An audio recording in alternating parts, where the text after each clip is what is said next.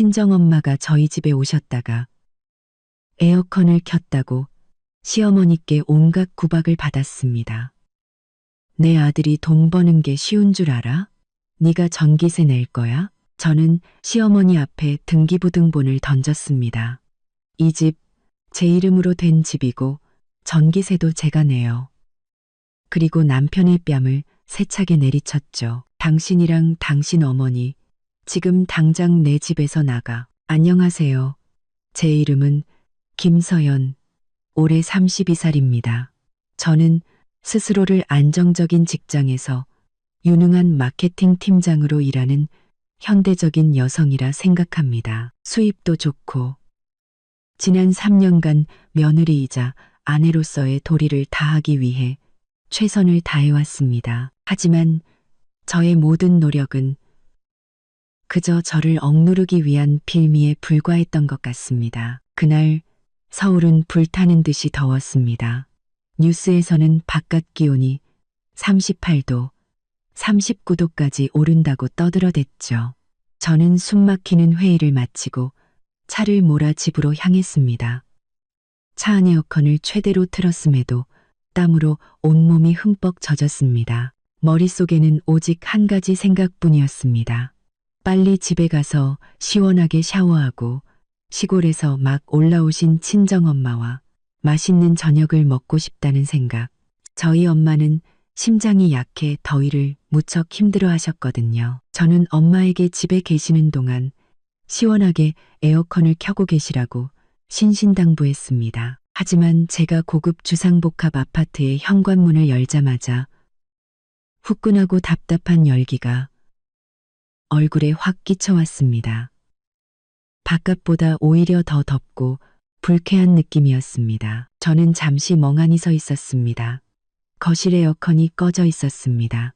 그리고 저는 평생 잊지 못할 광경을 목격했습니다. 제 친정어머니 이 여사님께서 거실 구석의 작은 간이 의자에 몸을 웅크리고 앉아 계셨습니다.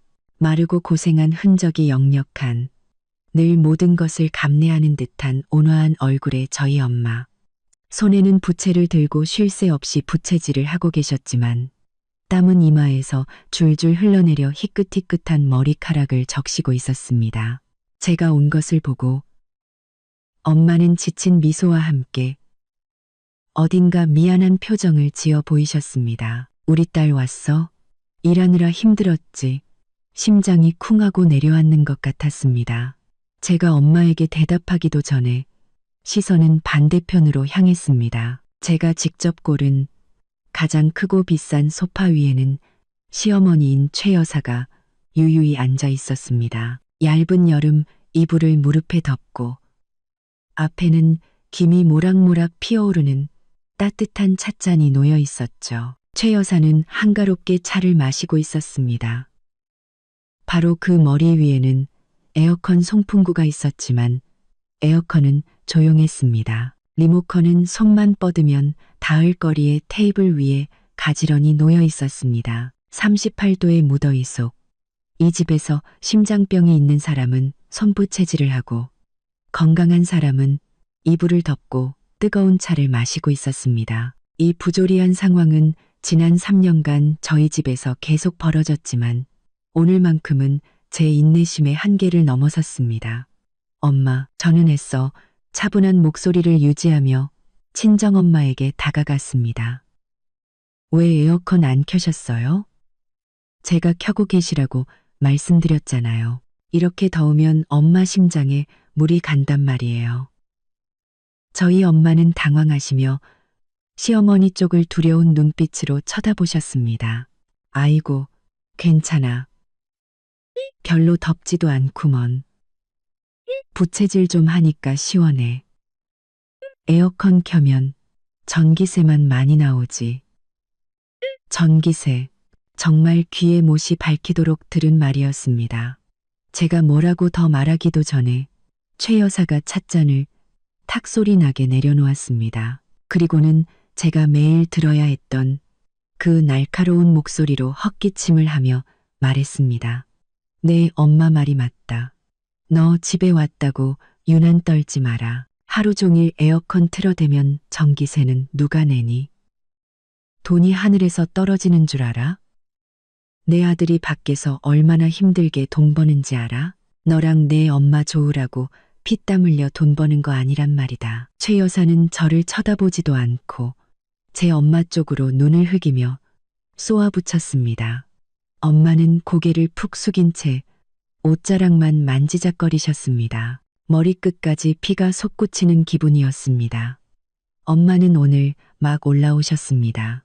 며칠만 머물다 가실 예정이었고 시골에서 직접 키운 채소 몇 가지를 가져다 주셨을 뿐입니다. 그런데 제대로 쉬지도 못하시고 이런 모욕을 당하고 계신 겁니다. 저의 인내심은 오늘로 끝이었습니다. 저는 심호흡을 하며 목구멍까지 차오른 분노를 억지로 삼켰습니다. 그리고 최 여사를 똑바로 쳐다봤습니다. 3년 만에 처음으로 저는 더 이상 순종적인 목소리를 내지 않았습니다. 어머님, 그게 무슨 말씀이세요? 어머님 아들이 힘들게 돈 벌면 저는 노는 줄 아세요? 제가 버는 돈은 돈도 아닌가요? 최 여사는 저의 반격에 조금 놀란 듯 했습니다. 그녀는 눈을 치켜떴습니다. 어머, 이것 봐라. 네가 감히 나한테 말대꾸를 해? 여자가 돈 좀 번다고 기고만장해서는 내가 분명히 말하는데 이 집은 내 아들 집이야. 네가 여기서 사는 것만으로도 복인 줄 알아. 최 여사는 늘 하던 레퍼토리를 시작했습니다. 하지만 오늘은 더 이상 듣고 있지 않았습니다. 이 집은요. 제가 막 입을 열려던 순간 현관문에서 철컥 소리가 들렸습니다. 남편 준호 씨가 돌아온 겁니다. 준호 씨는 집에 들어서자마자 저와 저희 엄마 그리고 자기 엄마를 번갈아 보았습니다. 그의 얼굴에는 피곤한 기색이 스쳤고 이내 집안에 팽팽한 긴장감을 감지했습니다. 준호 씨는 나쁜 사람은 아닙니다. 외모도 준수하고 직업도 있지만 치명적인 약점이 하나 있습니다. 바로 우유부단함입니다. 그는 엄마 말이라면 꼼짝 못했고 그의 모든 결정과 생각은 최 여사에 의해 좌우되었습니다. 최 여사는 아들을 보자 마치 천군만마를 얻은 듯 즉시 목소리를 바꿨습니다. 날카롭던 목소리는 금세 울음 섞인 목소리로 변했죠. 그녀가 완벽하게 연마한 기술이었습니다. 아이고, 아들 왔어? 엄마가 집에서 저것 때문에 편할 날이 없다. 내가 에어컨 전기세 아깝다고 한마디 했다고 어디서 눈을 동그랗게 뜨고 나한테 대들어? 네가 대체 뭘 데려온 거냐? 늙은 어미가 며느리한테 이런 구박을 받고 살아야겠니? 준호 씨는 허둥지둥 달려와 자기 엄마의 팔을 붙잡았습니다. 엄마, 진정해요. 근저, 무슨 일이에요? 천천히 말해요. 화내지 마세요. 그리고 그는 저를 돌아봤습니다. 그의 눈빛은 이해가 아닌 질책으로 가득했습니다. 당신은 또 왜 그래? 엄마한테 큰 소리치고 연세도 있으신데 한 번만 참으면 안 돼? 저는 그를 쳐다보며 가슴이 차갑게 식어버리는 동시에 뜨겁게 타오르는 것을 느꼈습니다. 당신은 무슨 일이 있었는지 알기나 해. 저기 앉아 계신 우리 엄마 안 보여? 38도 더위에 당신 엄마가 에어컨도 못 켜게 했어. 우리 엄마 심장병 있는 거 알잖아. 준호 씨는 저희 엄마를 한번 그리고 자기 엄마를 한번 쳐다봤습니다. 그는 머리를 극적이며 난처한 표정을 지었습니다. 아니, 엄마 말씀도 일리는 있잖아. 어른들은 에어컨 바람 너무 쐬면 건강에 안 좋다고 하시니까. 원래 나이 들면 추위 많이 타잖아. 저는 제 귀를 의심했습니다. 지금 무슨 말을 하는 거죠?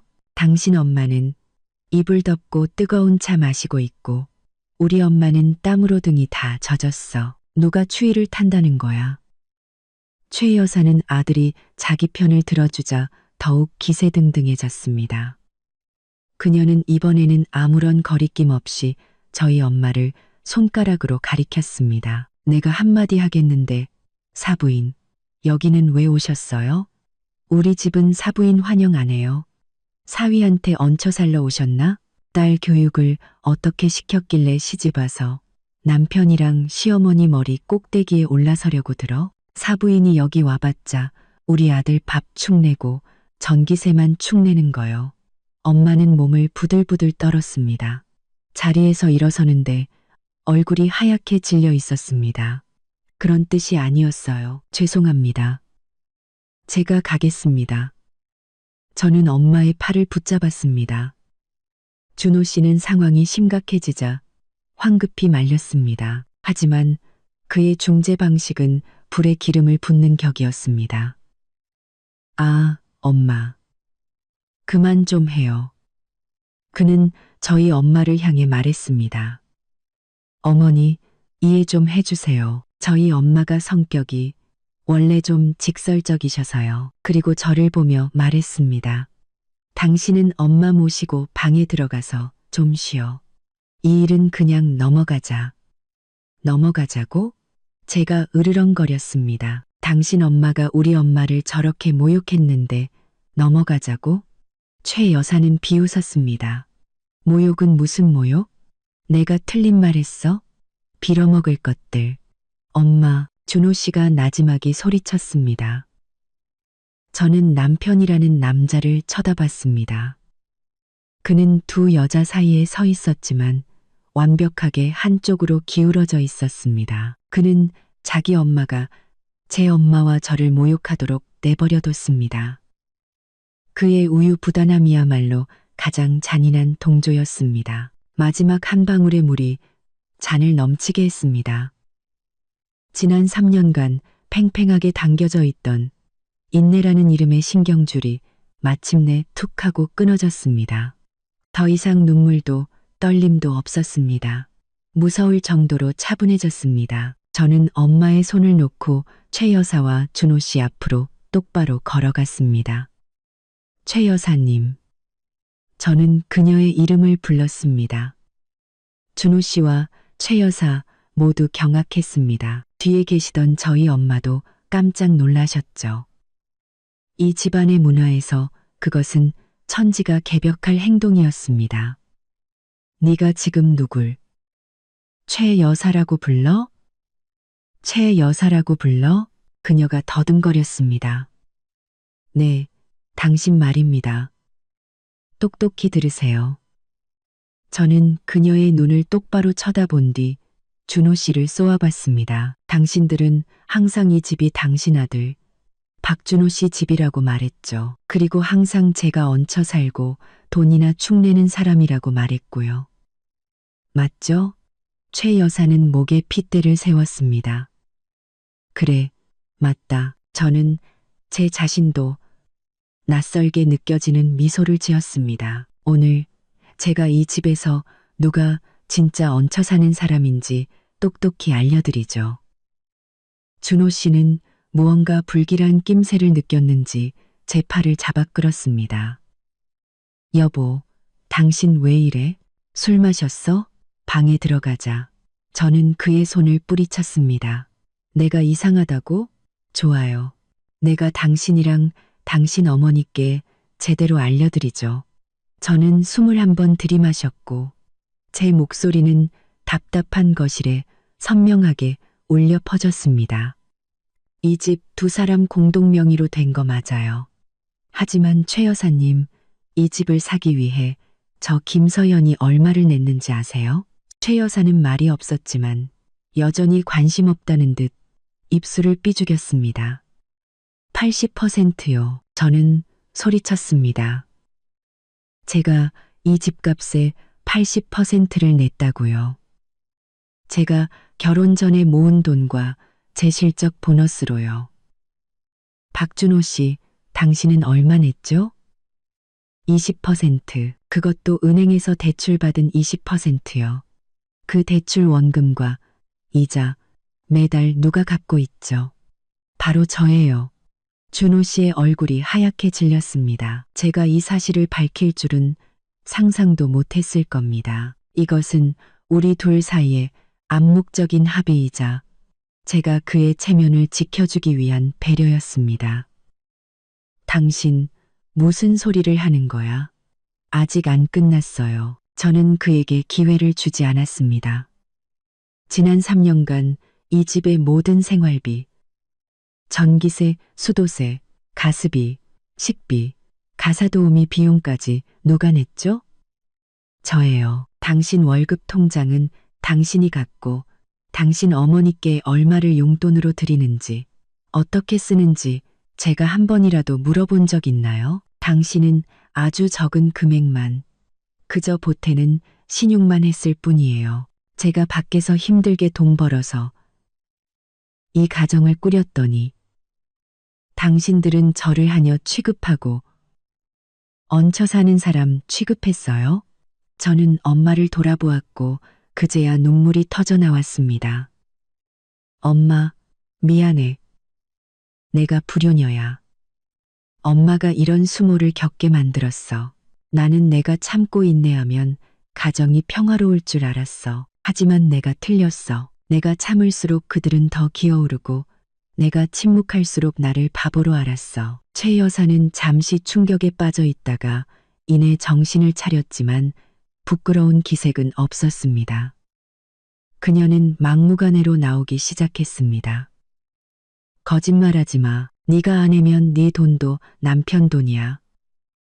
네가 돈을 잘 버는 건 다 네 남편 복인 줄 알아. 어디서 생색을 내?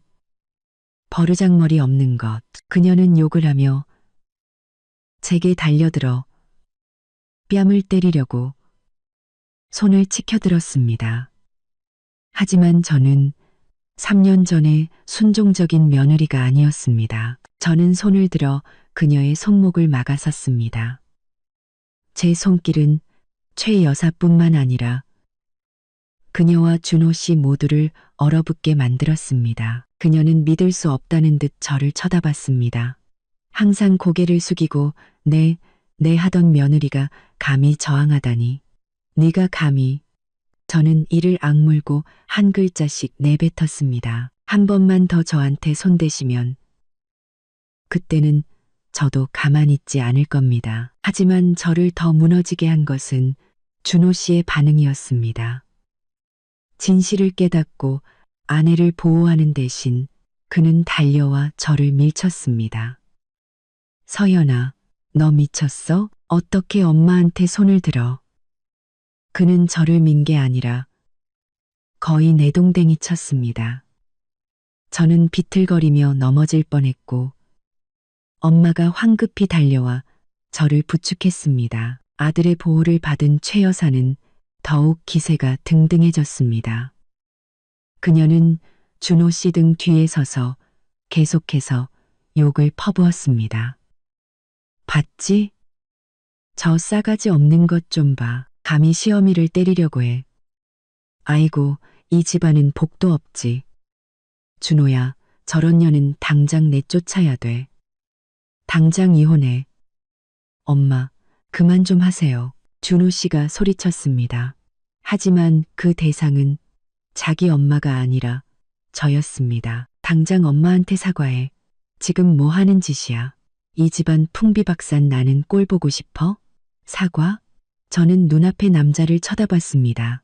제가 한때 사랑하고 믿었던 남자, 제가 희생하고 체면을 지켜주었던 남자. 지금 그는 저와 제 엄마를 모욕한 사람에게 제가 80%의 돈을 내서 산 바로 이 집에서 사과하라고 요구하고 있었습니다. 경멸감이 차올랐습니다. 더 이상 아프지도 화나지도 않았습니다. 그저 역겨울 뿐이었습니다. 제가 누구한테 사과해야 하죠? 저는 얼음장처럼 차가운 목소리로 물었습니다. 엄마한테 사과해. 어른이시잖아. 준호 씨가 말을 채 끝내기도 전에 짝. 건조하고 날카로운 소리가 거실을 울렸고 모든 것이 순간 정지했습니다. 제가 그의 뺨을 때린 겁니다. 지난 3년간의 모든 분노와 절망, 모든 힘을 실은 딱이었습니다. 준호 씨는 뺨을 감싸쥐고 믿을 수 없다는 눈으로 저를 쳐다봤습니다. 그는 저에게 큰 소리 한 번 들어본 적이 없었습니다. 맡기는커녕 말이죠. 최 여사는 입을 떡 벌리고 있다가 이내 비명을 질렀습니다. 아이고, 저게 남편을 때려. 며느리가 남편을 때려요. 저는 아랑곳하지 않았습니다. 여전히 충격에 빠져 있는 준호 씨를 손가락으로 가리켰습니다. 이 따기는 당신의 비겁함에 대한 대가야. 당신의 치사함에 대한 대가라고. 당신 엄마가 나와 우리 엄마를 짓밟도록 내버려 둔 대가야. 저는 최 여사를 돌아봤습니다. 그리고 당신, 더 이상 소리 지르지 마세요. 저는 남은 힘을 다해 심호흡을 하고 소리쳤습니다. 나도 이제 참을 만큼 참았어. 이 결혼, 여기서 끝이야. 지금 당장 당신이랑 당신 어머니, 둘 다 내 집에서 나가. 저는 또박또박 한 글자씩 반복했습니다. 네, 집 빼서 나가. 공기가 무겁게 가라앉았습니다. 엄마가 제 팔을 잡고 떨었습니다. 서연아, 그러지 마라. 준호 씨는 뺨을 맞은 충격에서 벗어나자 분노에 휩싸인 듯 했습니다. 뭐라고? 네가 누굴 쫓아내? 우리 엄마를 쫓아내. 여기는 내 집이기도 해. 당신 집? 저는 비웃었습니다. 법적으로는 그렇겠지. 하지만 도의적으로 당신들은 여기 있을 자격이 없어. 말했지. 이혼할 거라고. 법원 판결이 나기 전까지 당신들 모자 얼굴 보고 싶지 않아. 최 여사는 즉시 달려들었습니다. 뭐? 네가 감히 이혼을 해? 이혼하면 너는 빈손으로 쫓겨나는 거야. 이 집은 내 아들 집이니까. 너는 10원 한 장도 못 가져가. 빈손으로 쫓겨난다고요? 저는 입꼬리를 올렸습니다. 걱정 마세요. 빈손으로 나가야 할 사람은 제가 아니니까. 저는 고래고래 소리를 지르는 한 사람과 분노와 수치심으로 얼굴이 붉어진 한 사람, 그 모자를 쳐다봤습니다. 그들은 꼼짝도 않고 서 있었습니다. 나갈 생각이 없어 보였습니다. 이판사판이었습니다. 더 이상 말할 것도 없었습니다. 저는 침착하게 휴대폰을 꺼내 아파트 관리사무소 보안팀의 비상 연락처를 눌렀습니다. 제가 한 번도 사용하게 될 줄 몰랐던 번호였습니다. 저는 항상 관리비를 제때 내고 이웃에게 웃으며 인사하는 모범 입주민이었습니다. 누구와도 다툰 적이 없었죠. 하지만 오늘 제가 바로 소란을 해결해 달라고 전화를 거는 사람이 되었습니다. 준호 씨와 최 여사는 저를 뚫어지게 쳐다봤습니다. 최 여사는 소리 지르는 것을 멈췄습니다. 아마 제가 그냥 겁만 주는 줄 알았을 겁니다. 준호 씨는 미간을 찌푸렸습니다. 그가 한 걸음 다가왔습니다. 당신 뭐 하는 거야? 일을 더 창피하게 만들 셈이야? 전화 끊어. 저는 손을 들어 그를 멈추게 하고 스피커폰을 켰습니다. 뚜뚜. 소리가 무더운 거실에 건조하게 울렸습니다. 네. 아파트 보안팀입니다. 무엇을 도와드릴까요? 전문적인 느낌의 차분한 남성 목소리가 들려왔습니다. 저는 숨을 고르고 최대한 침착한 목소리를 유지했습니다. 안녕하세요. 저는 B동 2005호 입주민 김서연입니다. 준호 씨와 최 여사는 경악했습니다. 제가 정말로 전화를 걸 줄은 몰랐던 겁니다. 수화기 너머의 보안팀 직원이 대답했습니다. 네, 김서연님, 무슨 도움이 필요하십니까? 지금 저는 당황하기 시작한 최 여사를 똑바로 쳐다보며 말했습니다. 저희 집에서 소란이 일어나고 있습니다. 구체적으로는 제 시어머니께서요. 계속해서 저와 제 친정어머니를 모욕하고 욕설을 하며 정신적으로 학대하고 있습니다. 집에서 나가달라고 요청했지만 나가지 않고 있습니다. 보안팀의 도움이 필요합니다. 저는 정신적 학대라는 단어를 썼습니다. 민감한 단어라는 걸 알았지만 그건 사실이었습니다. 준호 씨가 제 휴대폰을 뺏으려고 달려들었습니다. 당신 미쳤어. 무슨 소리를 하는 거야. 전화 끊어. 저는 한 걸음 물러나 그의 손을 피했습니다. 팀장님. 즉시 보안팀을 보내주세요. 다시 말씀드립니다. B동 2005호입니다. 제가 정신적으로 위협받고 있습니다. 보안팀장은 상황의 심각성을 깨달은 듯 했습니다. 네, 김서연님. 바로 올라가겠습니다. 전화가 끊겼습니다. 거실은 무섭도록 조용해졌습니다. 최 여사는 더 이상 이불을 덮고 앉아있지 않았습니다. 그녀는 벌떡 일어나 얼굴이 붉어졌다 하얘졌다 했습니다. 네가 감히 보안팀을 불러? 내가 널 학대했다고?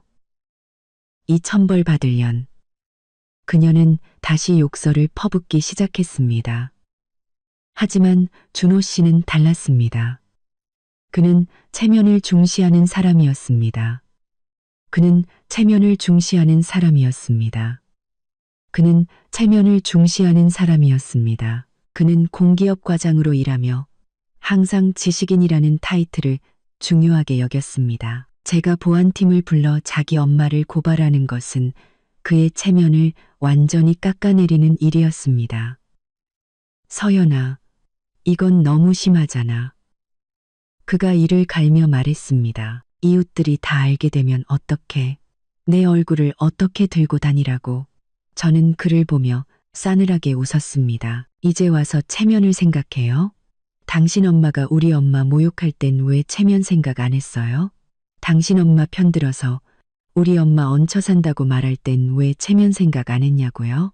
남들이 아는 건 두려우면서 왜 이 집 안에서는 저한테 그렇게 대했어요? 당신. 준호 씨는 할 말을 잃었습니다. 알려주죠. 박준호 씨, 내가 당신 뺨을 때린 순간부터 나는 더 이상 당신을 내 남편으로 생각하지 않았어. 그리고 당신이 당신 엄마를 보호하겠다고 나를 밀친 순간 모든 건 정말로 끝났어. 딩동, 딩동. 초인종 소리가 다급하게 울렸습니다. 아파트 보안팀입니다. 문 좀 열어주십시오. 최 여사는 화들짝 놀라 자기 침실로 쏜살같이 달려갔습니다. 창피한 건 알았나 봅니다. 하지만 저는 그녀가 숨도록 내버려 두지 않을 겁니다. 준호 씨는 잿빛 얼굴로 망부석처럼 서 있었습니다. 서현아, 제발. 문 열지 마. 그냥 돌려보내. 더 이상 우리끼리 얘기할 건 없어. 저는 그의 손을 뿌리치고 현관으로 걸어가 문고리를 꽉 잡았습니다. 이걸 해야만 합니다. 오늘 저는 모든 것을 끊어내야 합니다. 제가 문을 열자 보안팀장님과 젊은 직원 2명이 서 있었습니다. 팀장님은 저와 나이가 비슷해 보였고 항상 진지했지만 매우 정중했습니다. 그는 저를 한번, 그리고 준호 씨가 어색하게 서 있고 저희 엄마가 구석에 웅크리고 앉아있는 집안을 한번 쳐다봤습니다. 김서연님, 무슨 일이십니까? 팀장님은 전문적인 태도를 유지하며 물었습니다. 들어오세요. 저는 심장이 미친 듯이 뛰었지만 침착한 목소리로 말했습니다. 보안팀 직원 3명이 들어오자 집안의 공기는 더욱 무거워졌습니다.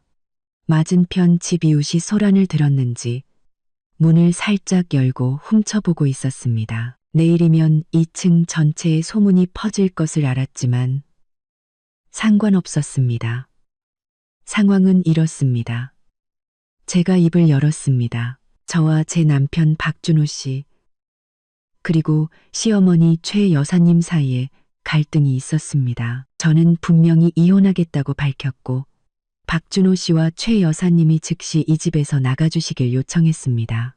준호 씨가 황급히 끼어들었습니다. 애써 상황을 무마하려는 목소리였습니다. 팀장님, 오해입니다. 그냥 부부싸움 좀 한 건데 제 아내가 지금 좀 흥분해서요. 그는 저를 돌아봤습니다. 서연아, 그만 좀 해. 일을 더 복잡하게 만들지 마. 부부싸움은 칼로물 백이잖아. 칼로물 백이? 제가 그를 돌아봤습니다. 당신 엄마가 계속 우리 엄마를 모욕하게 내버려 두고 당신은 계속 나를 돈 버는 기계랑 하녀 취급하게 두라고? 아니. 저는 다시 보안 팀장님을 향해 말했습니다. 팀장님, 장난이 아닙니다. 이 집은 저와 박준호 씨 공동 명의로 되어 있지만 더 이상 함께 살 수 없기 때문에 그들이 나가주길 요청하는 겁니다. 최 여사님은 저는 그녀가 숨어있는 침실 문을 가리켰습니다. 제 친정어머니를 빌어먹을 것이라고 모욕하고 욕설을 퍼부었습니다. 저는 더 이상 참을 수 없습니다. 팀장님은 미간을 찌푸렸습니다. 그는 이것이 심각한 가정 문제임을 이해했습니다. 김서연님, 이것은 민사 분쟁에 해당합니다. 박준호 씨 또한 소유주라면 저희 보안팀이 강제로 퇴거시킬 권한은 없습니다. 저는 고개를 끄덕였습니다. 알고 있습니다. 강제로 쫓아내달라고 요청하는 게 아닙니다. 다만 증인이 되어주시길 바랄 뿐입니다. 저 김서연이 평화롭게 나가달라고 요청했다는 사실을요. 만약 그들이 나가지 않는다면 저는 이것을 고의적인 행위로 간주할 겁니다. 최 여사는 이 말을 듣고 더 이상 숨어 있을 수 없었습니다. 최 여사는 그들이 나가지 않는다면 그녀는 침실에서 나왔지만 이번에는 소리를 지르지 않고 울기 시작했습니다. 아이고, 내 신세야. 내가 뭘 어쨌다고. 늙은이가 주책 없이 한두 마디 한 걸 가지고 며느리가 저렇게 난리네. 이제는 보안팀까지 불러서 나를 잡아가려고 해. 아들아, 네가 어떻게 나한테 이럴 수 있니? 그녀는 비극의 주인공처럼 울고불고 연기했습니다. 그녀는 준호 씨에게 달려가 팔에 매달렸습니다. 아들아, 저게 너를 때리고 이제는 이 어미까지 쫓아내려고 하잖아. 너도 뭐라고 말 좀 해봐. 아들아. 준호 씨는 당황했습니다. 한쪽에서는 울고불고하는 엄마, 다른 한쪽에서는 살기등등한 저, 그리고 보안팀과 이웃들이 지켜보고 있었습니다. 그의 체면은 심각하게 손상되었습니다. 그가 소리쳤습니다. 엄마, 제발 그만 좀 하세요. 아직도 덜 창피해요. 그리고 저를 돌아봤습니다. 이제 만족해? 나랑 우리 엄마 망신 주고 싶었으면 소원 이뤘네. 누굴 망신 준 적 없어요. 스스로 망신을 자초한 거지. 저는 또박또박 말했습니다. 마지막으로 묻죠. 당신 어머니 모시고 나갈 건가요? 아니면 내가 일을 더 크게 만들길 바라나요? 그때 보안 팀장님이 나섰습니다. 중재하려는 듯 했지만 단호한 목소리였습니다. 제 생각에는 이렇습니다. 부부간에 화가 나면 다툴 수도 있지만 오늘 김서연님께서 많이 격앙되신 것 같습니다. 금서연님께서, 그러니 박준호님과 어머님께서는 일단 잠시 밖으로 나가 계시는 게 어떨까요? 저녁이나 내일쯤 양쪽 다 진정되면 다시 대화하시는 걸로요. 그것은 탈출구였습니다. 준호 씨를 위한 탈출구. 준호 씨는 저를 쳐다봤습니다. 그의 눈에는 분노와 원망이 서려 있었습니다. 그는 오늘 자신이 졌다는 것을, 더 이상 이곳에 머물 수 없다는 것을 알았습니다. 그가 이를 갈며 말했습니다. 갈게. 가면 될 거 아냐. 당신 소원대로. 엄마, 갑시다. 최 여사는 여전히 버텼습니다. 여긴 내 아들 집이야. 난 안 가. 가실 거예요. 말 거예요. 준호 씨가 소리쳤습니다. 그의 분노가 이제야 폭발했습니다. 그는 자기 엄마의 팔을 세게 잡아 끌었습니다. 최 여사는 아들에게 호통을 듣고 보안팀이 서 있는 것을 보자 마침내 굴복해야 했습니다. 그녀는 나가면서 저를 노려봤습니다. 두고 봐. 입으려 막심한 것. 너는 천벌 받을 거야. 저는 말없이 그들 모자가 문 밖으로 나가는 것을 지켜봤습니다. 그들이 저를 지나칠 때 준호 씨가 잠시 멈춰 제 귓가에 속삭였습니다. 넌 반드시 후회하게 될 거야. 저는 아무 말도 하지 않았습니다. 보안 팀장님과 직원들이 한숨을 돌렸습니다. 김서연님, 이제 가셨습니다. 댁에 계신 어머님과 다른 도움이 필요하시면 말씀해 주십시오. 아니요, 괜찮습니다. 저는 고개를 숙였습니다. 도와주셔서 감사합니다. 소란 피워서 죄송합니다. 아닙니다. 저희가 할 일을 했을 뿐입니다. 팀장님은 고개를 끄덕였습니다. 무슨 일 있으면 언제든 연락 주십시오. 그들이 떠났습니다. 아파트 문이 닫혔습니다. 저는 문에 등을 기댄 채 서 있었습니다. 온몸에 힘이 쭉 빠지는 것 같았습니다. 마침내 모든 것이 터져버렸습니다. 문이 닫히자마자 엄마가 달려와 저를 꼭 껴안았습니다. 큰 소리로 우는 것이 아니라 억눌린 흐느낌이었습니다. 큰 소리로 우는 것이 아니라, 큰 소리로 우는 것이 아니라, 큰 소리로 우는 것이, 딸아, 왜 이렇게 어리석은 짓을 했니? 이렇게 해놓고 앞으로 저 사람이랑 어떻게 살려고 그래? 네 남편이잖아. 시어머니는 또 어쩌고 저렇게 쫓아냈으니 친척들이나 이웃들이 알면 어떡하니? 저는 엄마를 소파에 앉혔습니다. 최 여사가 방금까지 앉아있던 바로 그 소파였습니다. 이제야 정신을 차릴 시간이 생겼습니다. 저는 부엌으로 달려가 따뜻한 물 한 잔을 가져와 엄마에게 드렸습니다. 엄마, 물 좀 마셔요. 그리고 제 걱정은 마세요. 저 바보 같은 짓 한 거 아니에요. 다 깊이 생각하고 한 거예요. 깊이는 무슨, 엄마는 여전히 우셨습니다. 네가 그 사람 뺨을 때리고 쫓아냈는데 그 사람이 널 가만두지 않을 거야. 그리고 네가 이렇게 된 건 엄마 탓도 있어. 엄마가 괜히 여기 올라와서 너만 고생시키는구나. 저는 엄마 옆에 무릎을 꿇고 거칠고 마른 엄마의 손을 잡았습니다. 엄마, 무슨 그런 말을 해요. 엄마는 아무 잘못 없어요. 잘못한 사람은 나야. 내가 너무 약했어. 그들이 엄마랑 나를 괴롭히도록 내버려 뒀잖아. 엄마, 미안해. 저는 엄마를 껴안았고 우리는 함께 울었습니다. 그것은 해방의 눈물이자 오랫동안 억눌러온 고통의 눈물이었습니다.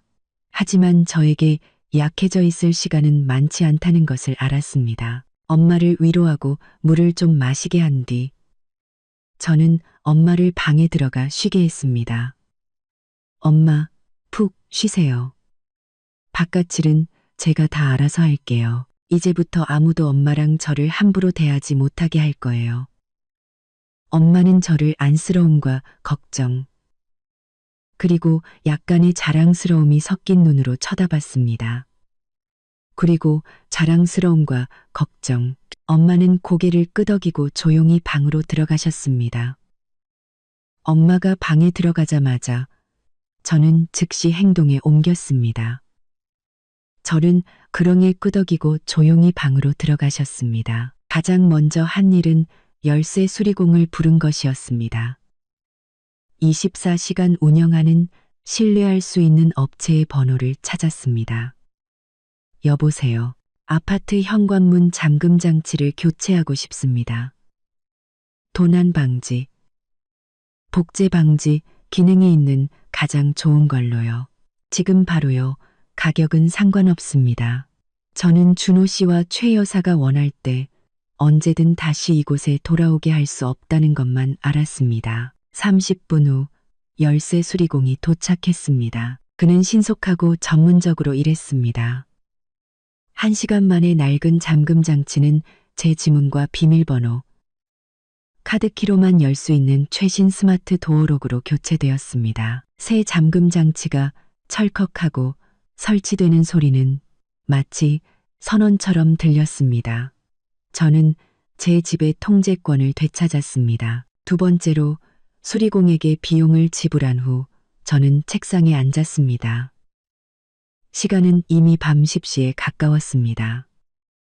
저는 컴퓨터를 켜고 정보를 검색했습니다. 변호사가 필요했습니다.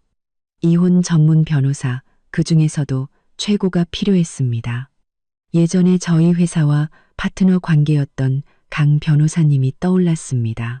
그녀는 민사소송에서 날카롭기로 유명한 변호사였습니다. 예전에 그녀가 자신의 법률 사무소에 대해 이야기했던 것이 기억났습니다. 저는 즉시 강 변호사를 검색했습니다.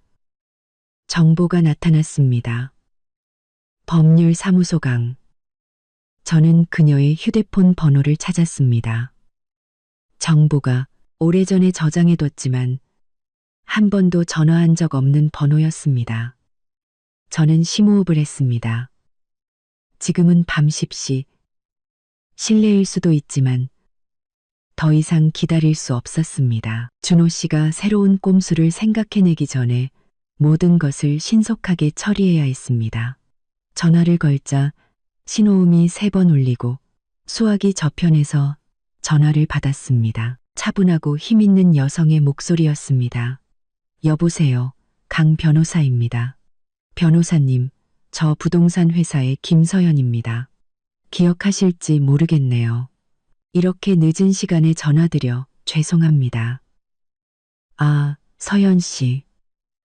강 변호사님은 조금 놀란 듯 했지만 목소리는 여전히 차분했습니다. 괜찮아요. 아직 일하고 있었어요. 무슨 급한 일이라도 있어요? 네, 저는 목소리가 떨리지 않도록 애썼습니다. 저 이혼하려고요. 변호사님 도움이 필요해요. 아주 급하게요. 몇 초간의 침묵.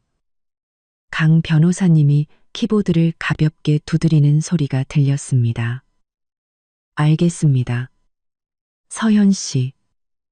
진정해요. 모든 일에는 해결 방법이 있으니까 일단 상황을 간단히 설명해 줄 수 있어요? 그날 밤 저는 강 변호사님에게 제 모든 이야기를 털어놓았습니다. 3년간의 인내, 80%의 집값, 남편의 뺨을 때린 일, 그리고 보안팀을 부른 일까지 강 변호사님은 제 말을 끊지 않고 조용히 들어주었습니다. 제 이야기가 끝나자 그녀는 단 한 가지를 물었습니다. 정말로 결심한 거 맞아요? 이혼은 산책이 아니라 전쟁이에요. 결심했어요. 저는 단호하게 대답했습니다. 더 이상 잃을 것도 없어요. 좋아요. 강 변호사님의 목소리에는 신뢰가 가득했습니다. 내일 아침 9시에 서연 씨가 가진 모든 걸 가지고 제 사무실로 오세요. 주택매매 계약서, 은행거래 내역서, 서연 씨의 기여를 증명할 수 있는 모든 것, 그리고 시어머니가 욕설한 문자나 녹음 파일이 있다면 그것까지 전부요. 네, 있어요. 저는 떨렸습니다. 그분이 자주 음성 메시지로 욕을 하셨거든요. 아주 좋아요. 강 변호사님이 말했습니다. 오늘은 일찍 자요. 내일부터 우리는 싸울 거예요. 걱정하지 마요. 제가 맡을 테니. 전화를 끊고 저는 안도의 한숨을 내쉬었습니다. 오늘 밤 잠 못 이룰 것을 알았지만 더 이상 두렵지 않았습니다. 저는 옳은 일을 하고 있다는 것을 알았습니다. 다음 날 아침 저는 하루 휴가를 냈습니다. 엄마는 일찍 일어나 소고기죽을 끓여주셨습니다. 어디 가냐고 묻지 않으시고 단지 무슨 일을 하든 신중하게 생각해라. 엄마는 널 응원한다고 말씀해 주셨습니다. 저는 엄마를 안았습니다. 알아요, 엄마. 걱정 마세요. 8시 50분. 저는 강 변호사님의 사무실에 도착했습니다. 도심에 위치한 고급스러운 사무실이었습니다. 전화상에서의 차가운 이미지와는 달리 강 변호사님은 부드러운 미소로 저를 맞이했습니다. 그녀는 짙은 남색의 정장을 입고 머리를 높게 묶었으며 눈빛은 날카로웠습니다. 들어와요. 저는 두꺼운 서류 가방을 테이블 위에 올려놓았습니다. 전부 가져왔습니다. 강 변호사님은 서류 하나하나를 꼼꼼히 살폈습니다. 아파트 매매 계약서, 제가 시행사로 이체한 금액이 명확히 찍힌 은행 거래, 내역서, 제가 카드로 결제한 매달의 전기세, 수도세, 생활비 영수증, 그리고 마지막으로 제 휴대폰. 강 변호사님은 이어폰을 끼고 최 여사가 저에게 보낸 음성 메시지 하나하나를 들었습니다. 욕설, 비아냥, 모욕적인 말들. 들을수록 그녀의 표정은 심각해졌습니다. 모든 확인이 끝나자 강 변호사님은 이어폰을 벗었습니다. 저를 보며 말했습니다. 서현 씨, 정말 대단하네요. 어떻게 이렇게까지 참았어요? 이 자료들이, 그녀는 서류 더미를 가리켰습니다. 바로 서현 씨의 무기예요. 그럼 제가 이 집을 지킬 가능성이 있을까요? 저는 조마조마하게 물었습니다. 제가 80%를 냈잖아요. 그럼 강 변호사님은 고개를 저었습니다. 그렇게 간단한 문제가 아니에요. 서현 씨, 법적으로 이것은 혼인 기간 중에 형성된 재산이기 때문에 원칙적으로는 누가 명의자인지, 누가 더 많이 냈는지와 상관없이 부부 공동 재산으로 봐요. 가슴이 철렁 내려앉았습니다. 그럼 50대 50으로 나눠야 한다는 건가요? 꼭 그렇지는 않아요. 강 변호사님은 손을 저었습니다. 그건 원칙일 뿐이에요. 법원은 각자의 재산 형성 기여도를 참작하게 되어 있어요. 서현 씨가 80%를 지불했다는 것을 증명하는 건 엄청난 이점이에요. 법원이 비율에 따라 분할할 근거가 되죠. 70대 30이나 80대 20이 될 수도 있어요. 하지만 50대 50은 절대 아닐 거예요. 알겠습니다. 하지만 그게 다가 아니에요. 강 변호사님은 계속했습니다. 저는 다른 것에 더 관심이 있어요. 네. 남편 박준호 씨. 직업이 뭐죠? 수입은 얼마고요? 서현 씨가 모든 비용을 부담했다고 했죠. 그럼 그의 월급은 다 어디로 갔을까요? 저는 순간 멍해졌습니다. 이 질문은 제가 한 번도 제대로 물어볼 엄두를 내지 못했던 질문이었습니다. 그는 공기업 과장이에요. 월급은 아마 300에서 400만 원 정도 될 거예요. 시골에 계신 어머니를 챙겨드려야 하고 개인적인 용돈도 필요하다고 했어요. 저도 자세히는 안 물어봤어요. 그게 실수예요. 강 변호사님이 단호하게 말했습니다. 혼인 기간 중 그의 수입, 월급이든 보너스든 그것 역시 공동재산이에요. 서현 씨가 묻지 않았다고 해서 그 돈이 존재하지 않는 건 아니죠. 강 변호사님은 차를 한 모금 마셨습니다. 우리의 전략은 이겁니다. 첫째, 집에 대한 서현 씨의 기여도를 증명한다. 둘째, 그가 가정에 아무런 기여도 하지 않았음을 증명한다. 셋째, 그녀는 잠시 멈추고 저를 쳐다봤습니다. 우리는 법원에 그의 수입 조사를 요청할 겁니다. 그가 비자금을 조성하고 공동 재산을 빼돌렸을 가능성이 있다고 봐요. 재산을 빼돌리다니요. 저는 충격에 빠졌습니다. 맞아요. 그가 번 돈을 가정에 가져오지 않고 자기 어머니에게 주거나 개인적으로 사용한 것. 그게 바로 공동 재산은닉 행위예요. 이걸 증명할 수 있다면 상황은 완전히 달라질 겁니다. 머리가 핑 돌았습니다. 준호 씨가 그런 사람일 거라고는 상상도 못했습니다. 우선 강 변호사님이 말했습니다. 제가 법률적인 내용 증명을 작성할 거예요. 서현 씨가 이혼을 요구한다는 사실과 그와 그의 어머니가 서현 씨와 친정어머니를 더 이상 괴롭혀서는 안 된다는 것을 공식적으로 통보할 겁니다. 모든 연락은 저 변호사를 통해서만 하도록 할 거고요. 이 서신은 그의 직장과 시골에 계신 최 여사님께 내용 증명으로 발송될 겁니다. 직장으로요? 저는 조금 망설여졌습니다. 네, 그래야 그가 서연 씨가 장난치는 게 아니라는 걸, 변호사와 함께 움직이고 있다는 걸 알게 되죠. 강 변호사님은 자리에서 일어나 저와 악수했습니다. 이제 돌아가세요. 마음 단단히 먹고 추가적인 증거가 있다면 더 모아두세요. 이제부터 모든 건 제가 처리할게요. 이 싸움 우리가 반드시 이겨야 합니다. 저는 법률사무소를 나섰습니다. 아침 햇살이 저를 비췄지만 더 이상 덥게 느껴지지 않았습니다. 제 앞에는 명확한 길이 보였습니다.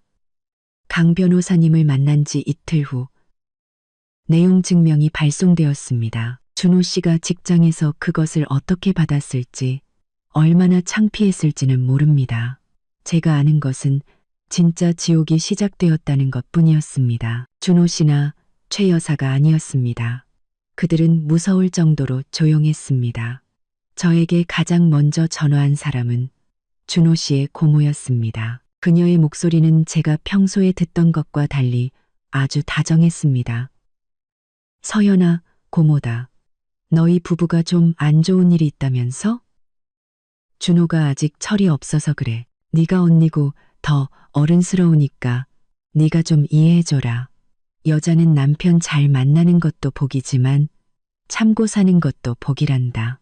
너무 세게 나가면 남들이 다 비웃어. 이번 한 번만 봐줘라. 준호더러 엄마 시골로 모셔다 드리라고 하고 다시 잘 살아봐. 저는 휴대폰을 든 채 차갑게 대답했습니다. 고모님, 신경 써주셔서 감사하지만 저희 부부 일은 고모님께서 다 아시는 게 아니에요. 저는 이미 결정했어요. 어머, 이것 봐라. 고모의 목소리가 즉시 변했습니다. 네가 돈 좀 번다고 아주 대단한 줄 아나 본데 아내는 남편 말을 들어야 하는 거야. 네가 감히 시어머니를 쫓아내. 너 같은 건 복도 없는 년이야. 우리 집안에 너 같은 게 들어와서. 저는 전화를 끊었습니다. 그 여자와 말싸움할 시간이 없었습니다. 두 번째는 우리 부부의 공통된 친구였습니다. 제가 한때 아주 아꼈던 친구였죠. 서연아, 나 준호한테 얘기 들었어. 걔 많이 울더라. 자기가 잘못했고 비겁했다고 너한테 정말 미안하대. 너 없이는 못 살겠다고 하더라. 다시 한번 생각해보면 안 될까? 그래도 부부인데 문 닫고 둘이서 해결해야지. 어떻게? 법원까지 가. 저는 한숨을 쉬었습니다. 네가 어떻게 알겠어? 남의 속 사정을. 너를 미워하는 건 아니지만 이 일에는 끼어들지 말아줘. 하지만 정점은 준호 씨의 아버지에게서 온 전화였습니다. 그는 과묵한 분이셨고 저는 그동안 그 집안에서 가장 말이 통하는 분이라고 생각했었습니다. 서연이냐? 그가 제 이름을 잘못 불렀습니다. 아니, 일부러 그런 것이었습니다. 제 이름은 서연입니다.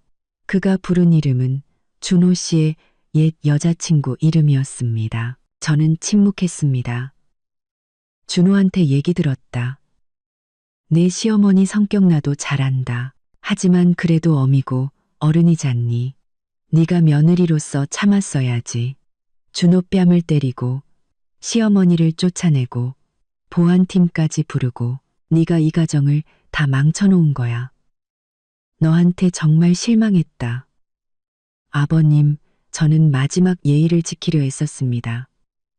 제 이름은 서연이고요. 그리고 저는 한 번도 그 집의 진짜 며느리였던 적이 없는 것 같습니다.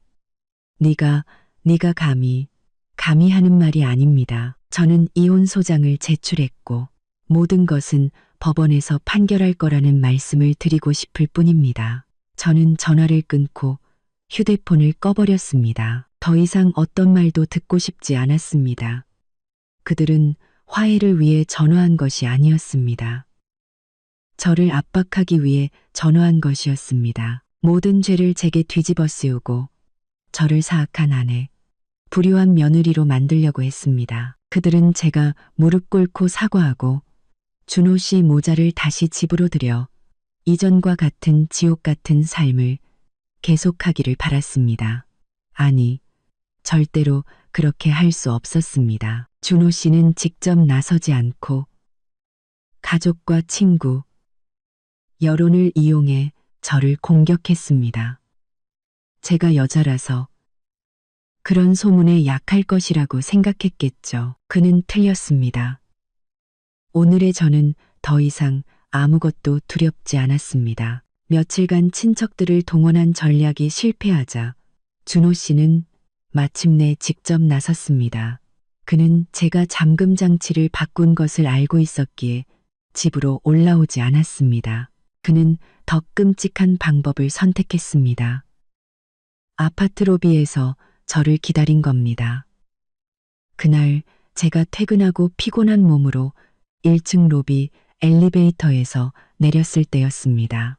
주차장으로 가려는데 구석에서 준호 씨가 튀어나왔습니다. 그는 소리치거나 욕하지 않았습니다. 구겨진 셔츠를 입고 수염은 덥수룩했으며 눈은 퀭했습니다. 초췌해 보이는 모습은 진짜일 수도 혹은 제게 보여주기 위한 연기일 수도 있었습니다. 서연아, 그가 쉬어버린 목소리로 저를 불렀습니다. 저는 깜짝 놀라 한 걸음 물러섰습니다. 로비에는 사람이 많았고 저는 이곳에서 그와 이야기하고 싶지 않았습니다. 무슨 일이에요? 모든 이야기는 변호사님을 통해 하라고 했을 텐데요. 제가 몸을 돌려가려는데 저는 그의 뻔뻔함을 과소평가했습니다. 서연아, 가지마. 제발.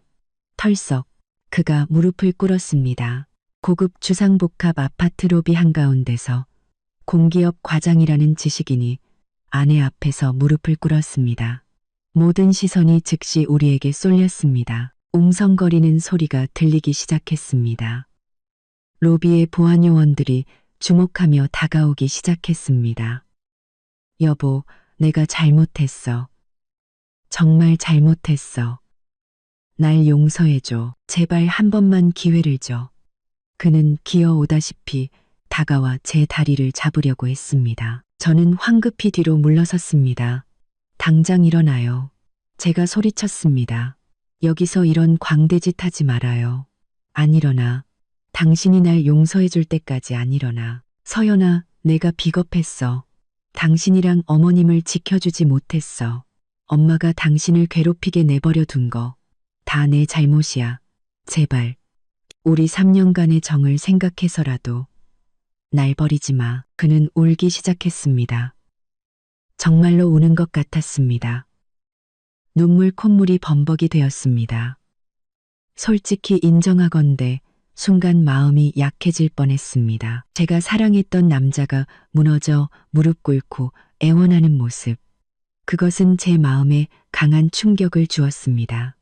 하지만 저는 너무 많은 것을 보았고 너무 많이 참았습니다. 일어나요, 준호 씨. 사람들 보는 거 안 보여요? 나까지 같이 창피하게 만들 셈이에요. 저는 애써 침착한 목소리를 유지했습니다. 상관없어. 누가 보든 상관없어. 난 당신만 돌아오면 돼. 그는 계속해서 연기했습니다. 저는 주위를 둘러봤습니다. 사람들은 저를 쳐다보고 있었습니다.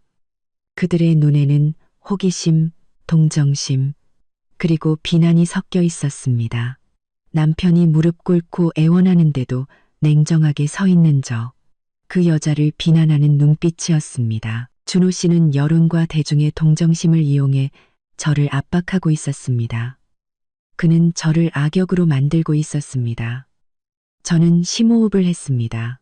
그의 계략에 넘어가서는 안 됐습니다. 좋아요. 안 일어나면 제가 가죠. 저는 등을 돌려 앞으로 빠르게 걸어갔습니다.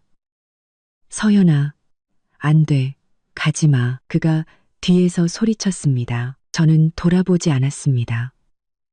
이 서투르고 역겨운 연극에서 벗어나야 했습니다.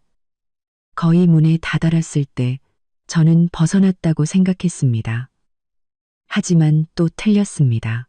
제가 로비의 커다란 기둥을 지나칠 때 무릎 꿇고 울고 있다고 생각했던 준호 씨가 다람쥐처럼 재빨리 일어났습니다. 그는 저를 붙잡기 위해서가 아니라 제 앞을 가로막기 위해 달려왔습니다. 너무나 빠른 변화였습니다. 그는 더 이상 울지 않았습니다. 그의 눈빛은 애처로움 대신 분노와 조급함으로 가득했습니다. 못 가. 그가 두 팔을 벌렸습니다. 저는 멈춰 섰습니다. 두려워서가 아니라 방금 제가 알아차린 작은 디테일 때문이었습니다. 그가 팔을 벌렸을 때 구겨진 셔츠 자락이 흐트러졌습니다. 그리고 그의 왼쪽 가슴 주머니, 심장이 있는 곳에 무언가 볼록한 것이 보였습니다. 그것은 작고 검은색이었고 빨간색 LED 불빛이 깜빡이고 있었습니다. 녹음기였습니다. 온몸이 차갑게 식었습니다. 모든 것이 연극이었습니다. 그는 연기만 한 것이 아니라 녹음까지 하고 있었습니다. 무엇을 녹음하려 했을까요? 그가 무릎 꿇고 애원하고 제가 냉정하게 거절하는 장면을 녹음하고 싶었을 겁니다. 법정에서 증거로 사용하기 위해 제가 모진 말을 하도록 유도하고 싶었을 겁니다. 제가 잔인하고 무정한 아내라는 것을 증명하기 위해서 역겨움이 목구멍까지 차올랐습니다. 그것은 그의 우유부단함보다 제가 그에게 날렸던 따기보다 더 끔찍했습니다. 이것은 비열함 그 자체였습니다. 준호 씨는 여전히 헐떡이고 있었습니다. 그는 제가 알아차렸다는 것을 몰랐습니다. 그는 다시 노래를 시작했습니다. 서연아, 제발, 뭐라고 말 좀 해봐. 욕을 해도 좋고, 때려도 좋아. 제발 침묵하지만은 말아줘. 그는 저를 도발하고 있었습니다. 제가 독서를 내뱉기를 원했습니다. 저는 그의 눈을 똑바로 쳐다본 뒤 빨간 불이 깜빡이는 그의 주머니를 내려다봤습니다. 그리고 싸늘하게 웃었습니다. 연기 정말 잘하네요. 준호 씨. 준호 씨가 멈칫했습니다. 당신. 무슨 소리야? 연기 정말 잘한다고요. 저는 한 걸음 다가갔습니다. 눈물, 콧물. 대사까지 완벽하네요. 배사까지.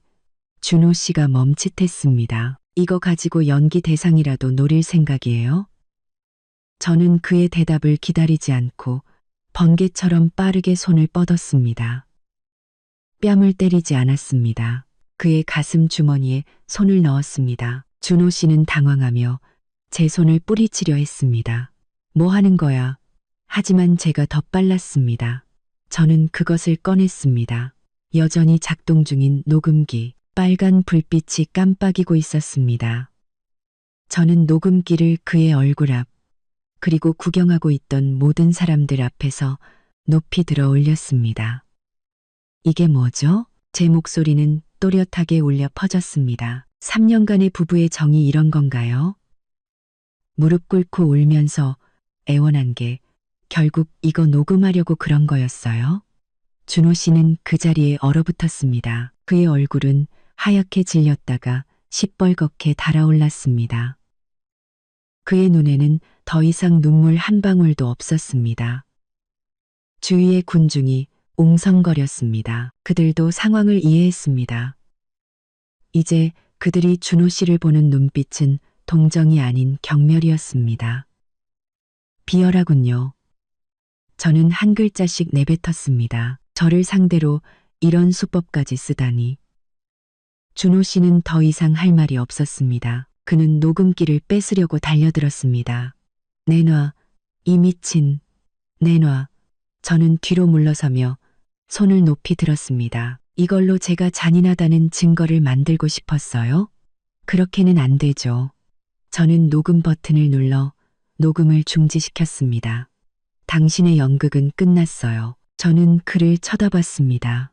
이제 다시는 내 눈앞에 나타나지 마세요.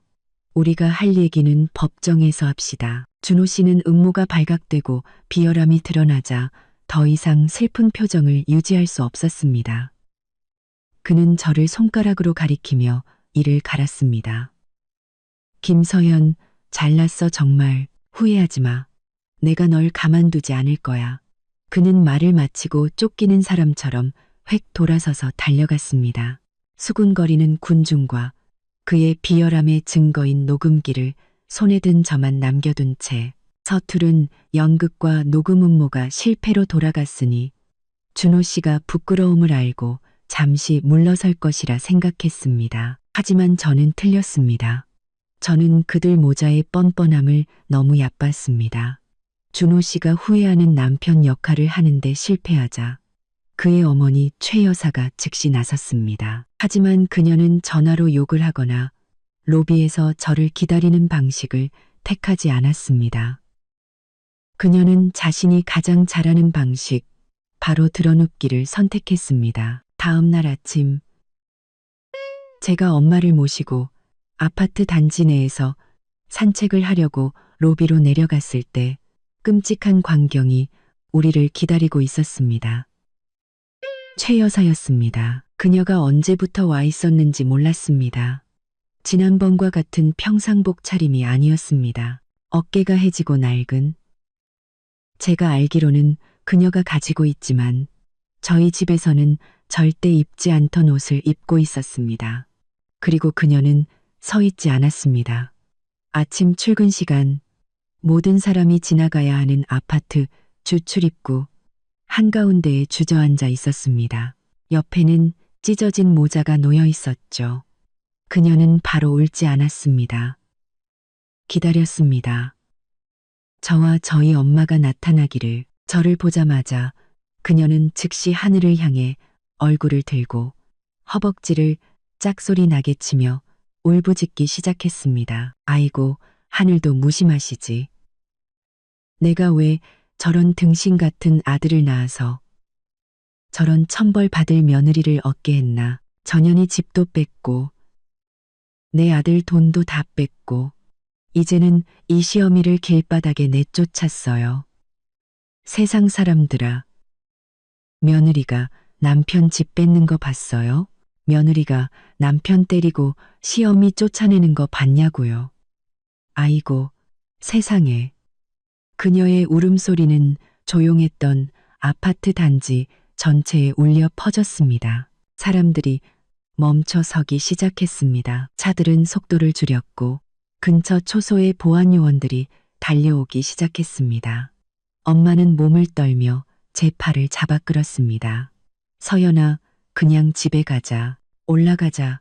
응. 하지만 저는 꼼짝 않고 서 있었습니다. 지금 돌아선다면 그녀가 뒤집어 씌운 모든 누명을 인정하는 꼴이었습니다. 저는 최 여사를 쳐다봤습니다. 그녀는 인생 최대의 비극을 연기하고 있었습니다. 바닥을 뒹굴고 손으로 땅을 치며 머리는 산발이었습니다. 내 며느리는 팀장이에요. 돈 많이 벌어요. 그래서 남편 무시하고 시어미 무시해요. 이 집이 자기 거래요. 우리 모자더러 얹혀 산대요. 내 아들이 평생 모아 장만한 집을 뺏었어요. 이제 우리 모자를 길바닥으로 내쫓았다고요. 여러분, 저처럼 불쌍한 사람이 어디 있습니까? 늙어서 기댈 곳 하나 없어요. 그녀는 울면서 온갖 거짓말을 섞어 뻔뻔한 누명을 씌웠습니다. 지난번에 왔던 보안 팀장님이 달려왔습니다. 그는 저와 최 여사를 알아봤습니다. 그는 난처한 표정이었습니다. 어머님, 여기서 뭐 하시는 겁니까? 일단 일어나세요. 무슨 일이든 차근차근 말씀하셔야죠. 왜 이러고 계십니까? 최 여사는 자기 편이 생긴 듯 더 큰 소리로 울부짖었습니다. 총각, 나 좀 살려줘요. 지난번에 봤잖아요. 저 며느리, 저 서연이라는 년. 내 아들을 때리고 나를 쫓아냈어요. 이제 집까지 차지하고 우리 모자는 들어오지도 못하게 해요. 모든 시선이 제게 쏠렸습니다. 이번에는 단순한 호기심이 아니었습니다. 심판의 눈길이었습니다. 집 뺏고 남편 때리고 시어머니 쫓아낸 며느리, 치명적인 낙인이었습니다. 저는 더 이상 침묵할 수 없다는 것을 알았습니다. 엄마가 떨리는 목소리로 제 팔을 잡아 끌었습니다. 서연아, 신경 쓰지 마. 우리 그냥 올라가자. 엄마가 부탁할게. 저는 부드럽게 엄마의 손을 떼어냈습니다. 엄마, 오늘 내가 여기서 도망치면 평생 나랑 엄마는 남의 것 뺏은 사람으로 불릴 거야. 도망칠 수 없어. 저는 심호흡을 하며 가슴 속에서 차오르는 떨림을 억눌렀습니다. 이곳은 전쟁터였고 저에게는 물러설 곳이 없었습니다. 저는 앞으로 나아가 바닥에서 뒹굴고 있는 최 여사와 마주 섰습니다. 군중은 조용해졌습니다. 그들은 제 반응을 기다리고 있었습니다. 저는 고개를 숙이지 않았습니다. 똑바로 서서 그녀를 쳐다봤습니다. 최 여사님, 제 목소리는 크지 않았지만 그녀가 듣기에는 충분했습니다. 허벅지를 치고 있던 그녀는 제 목소리를 듣고 고개를 들었습니다. 눈이 충혈되어 있었습니다. 네가 감히 여길 또 나와? 이 도둑년, 불효막심한 년, 제가 묻겠습니다. 저는 차가운 목소리로 말했습니다. 하실 말씀 다 하셨습니까? 그녀는 멈칫했고 군중도 멈칫했습니다.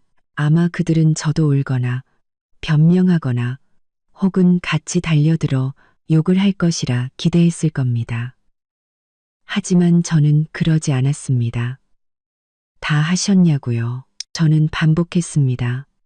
다 하셨으면 이제 제 차례입니다. 저는 그녀의 대답을 기다리지 않고 군중을 향해 돌아섰습니다. 같은 아파트에 사는 주민들, 호기심과 비난의 눈으로 저를 보던 이웃들. 안녕하세요, 여러 입주민 여러분. 저는 가볍게 고개를 숙였습니다. 저는 2005호에 사는 김서연입니다. 오늘 소란을 피워 정말 죄송합니다. 저의 정중한 태도에 그들은 조금 놀란 듯 했습니다. 저는 최 여사를 가리켰습니다. 이분은 제 시어머니인 최 여사님입니다.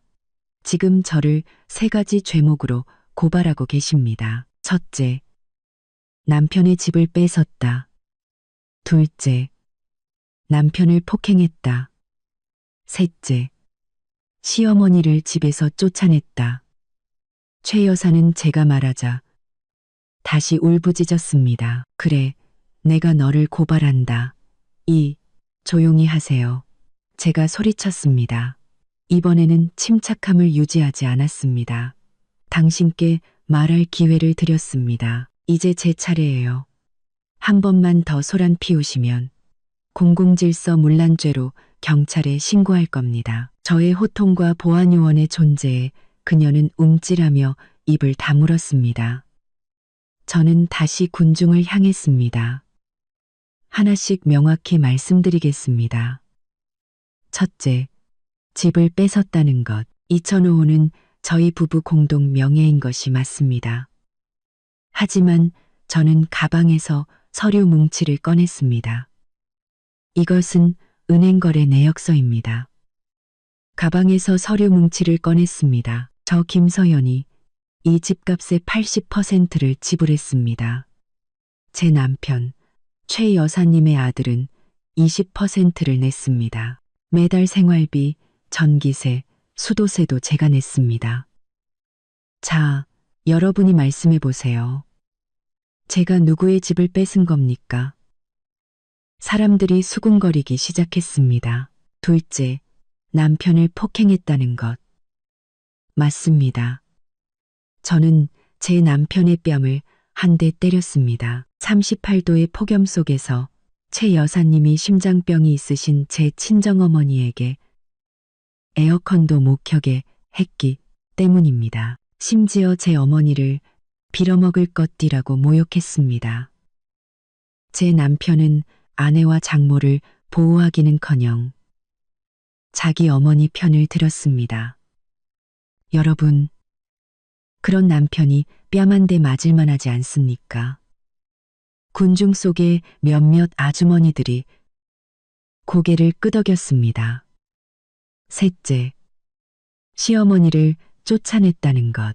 저는 바닥에 조용히 앉아 있는 최 여사를 똑바로 쳐다봤습니다.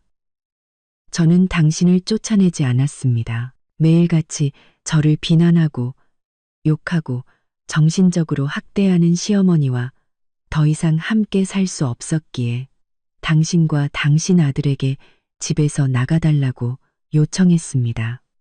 비겁하고 치사한 남편과도 더 이상 살 수 없었습니다. 저는 휴대폰을 꺼내 녹음 파일을 틀었습니다. 이 빌어먹을 것, 애도 못 낳는 주제에 복도 없는 년. 최 여사의 날카로운 욕설이 로비 한가운데에 선명하게 울려 퍼졌습니다.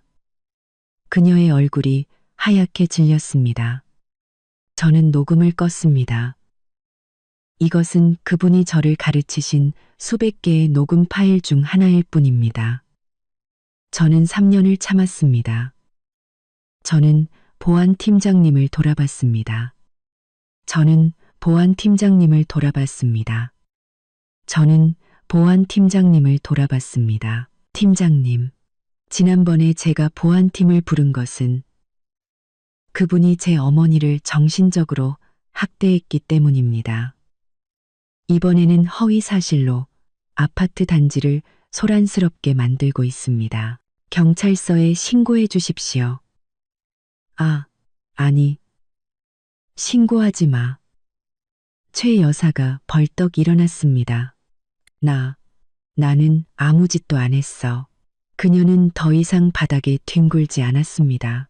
자리에서 일어나 옷을 털었습니다. 보안팀장님이 엄한 얼굴로 말했습니다. 최 여사님, 저희가 경고했습니다. 지금 공공질서를 어지럽히고 계십니다. 스스로 해산하지 않으시면 저희는 경찰에 신고할 수밖에 없습니다. 최 여사는 군중을 쳐다봤습니다. 이제 그들의 시선은 저를 향한 비난이 아니라 그녀를 향한 비난이었습니다. 너무나 창피했습니다. 그녀는 저를 노려보며 이를 갈았습니다. 너 잘났어 정말. 두고 보자. 그녀는 말을 마치고 찢어진 모자를 집어든 채 황급히 군중 속으로 사라졌습니다. 군중은 흩어졌습니다. 저는 그 자리에 서 있었습니다. 심장은 여전히 세차게 뛰고 있었습니다. 저는 이겼습니다. 적어도 이 공개적인 전투에서는 말입니다. 최 여사의 처참하게 실패한 쇼 이후 저희 아파트 단지는 마침내 평온을 되찾았습니다. 하지만 저는 이것이 폭풍 전의 고요함일 뿐이라는 것을 알았습니다. 보안팀장님이 와서 이런 일이 발생하게 된 것에 대해 사과했습니다. 김서연님, 정말 죄송합니다. 관리사무소에서 최 여사님 건을 접수했습니다.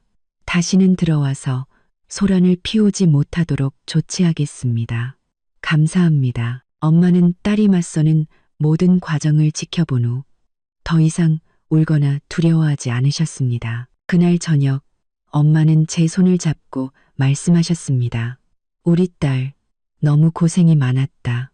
네가 그렇게 힘든 일을 겪고 있는 줄은 몰랐어. 이제 다 괜찮아질 거예요. 엄마. 저는 엄마를 그리고 제 자신을 위로했습니다. 저는 즉시 강 변호사님께 전화해 모든 상황을 설명했습니다. 강 변호사님은 저를 칭찬했습니다. 아주 잘했어요. 서연 씨. 불리한 상황을 유리하게 만들었네요. 이제 아파트 주민 전체가 서연 씨가 그녀에게 시달렸다는 증인이 되어줄 거예요. 그 마음 그대로 유지해요. 며칠 후 저는 법원으로부터 소환장을 받았습니다. 첫 번째 조정 기일이었습니다. 준호 씨와 그의 어머니는 조용했습니다. 아마 그들은 다른 한방, 그들이 자신들의 무대라고 생각하는 법정에서 날릴 치명적인 한방을 준비하고 있었을 겁니다. 저는 두렵지 않았습니다. 그들은 다른 한방, 저에게는 강 변호사님이 있었고 가장 중요한 진실이 있었습니다. 조정 기일은 관할 법원에서 열렸습니다. 저와 강 변호사님은 일찍 도착했습니다. 저는 옅은 베이지색에 단정하면서도 단호해 보이는 정장을 입었습니다. 준호 씨와 그의 변호사는 나중에 도착했습니다. 준호 씨는 더 마르고 초췌해 보였지만 저를 보는 눈빛은 무릎 꿇었을 때의 가짜 슬픔이 아닌 차가운 증오로 가득했습니다. 그는 강 변호사님과 나이가 비슷해 보이는, 안경을 쓴 자신감 넘쳐 보이는 남자 변호사와 함께였습니다. 최 여사는 없었습니다. 아마 아파트 사건 이후 준호 씨의 변호사가 그녀에게 나타나지 말라고 조언했을 겁니다. 우리는 조정실 테이블에 마주 앉았습니다. 가운데에는 판사님이 앉아 계셨죠. 중년의 여성 판사님이 입을 열었습니다. 오늘 양측을 부른 것은 조정을 위함입니다. 결혼은 중대사이며 만약 관계를 회복할 여지가 있다면 부부간의 정을 생각해서 다시 한번 고려해 보시기 바랍니다. 형식적인 발언이 끝난 후 판사님이 원고 측에 물었습니다. 원고 김서연 씨, 이혼 요구를 유지하십니까? 저는 또렷하게 대답했습니다. 네, 유지합니다. 판사님은 준호 씨를 돌아봤습니다.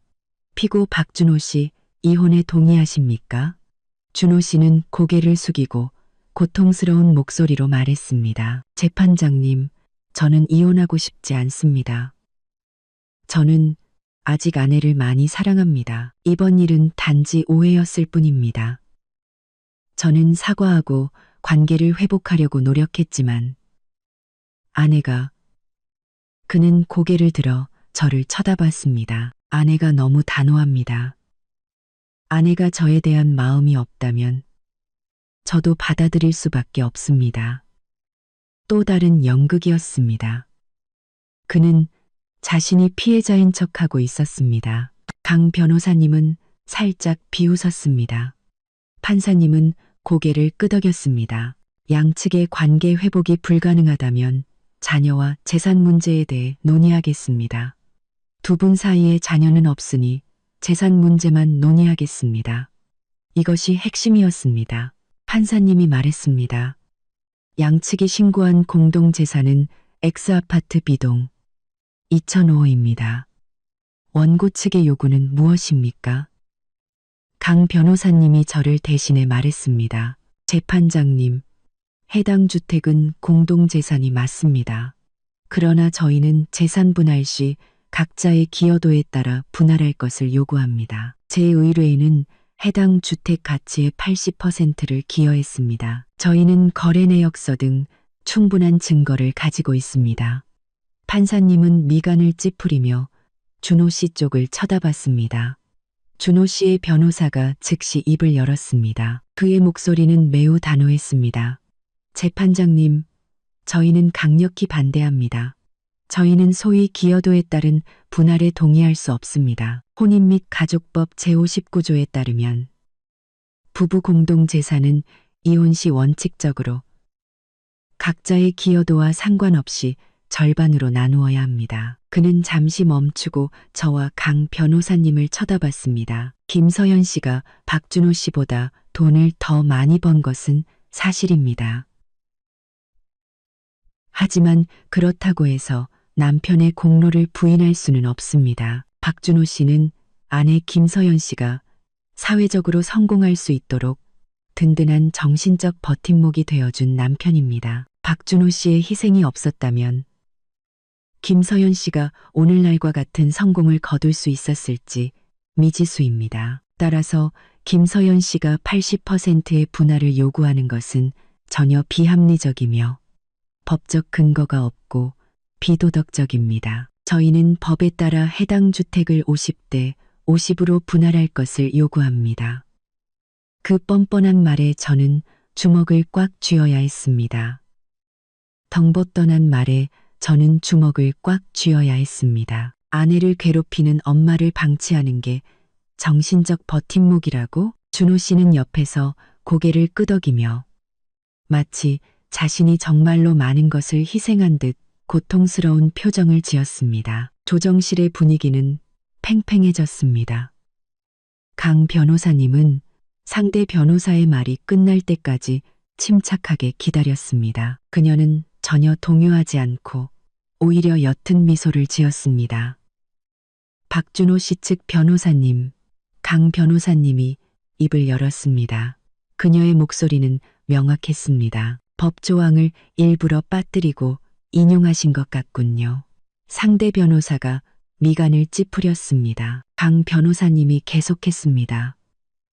말씀하신 대로 59조는 공동재산을 절반으로 나눈다고 되어 있지만 그것은 원칙입니다. 해당 조항에는 법원이 가족의 상황, 부부 각자의 사정, 그리고 공동재산의 형성, 유지, 가족의 상황, 부부 각자의 사정, 발전에 대한 부부 각자의 기여도를 참작한다고 명시되어 있습니다. 강 변호사님은 기여도라는 단어를 강조했습니다. 단어를 강조했습니다. 단고로 발전에 대한 부부 각자의, 그리고 방금 제 의뢰인이 박준호 씨의 공로를 부인했다고 하셨는데 변호사님이 말씀하신 그 정신적 버팀목이라는 것을 수치로 환산할 수 있습니까? 하지만 그녀는 두꺼운 서류 뭉치를 들어 올렸습니다. 수치로 환산할 수 있습니다. 강 변호사님은 서류 뭉치를 판사님 앞에 놓았습니다. 재판장님, 이것은 매매계약서와 은행거래 내역서 전부입니다.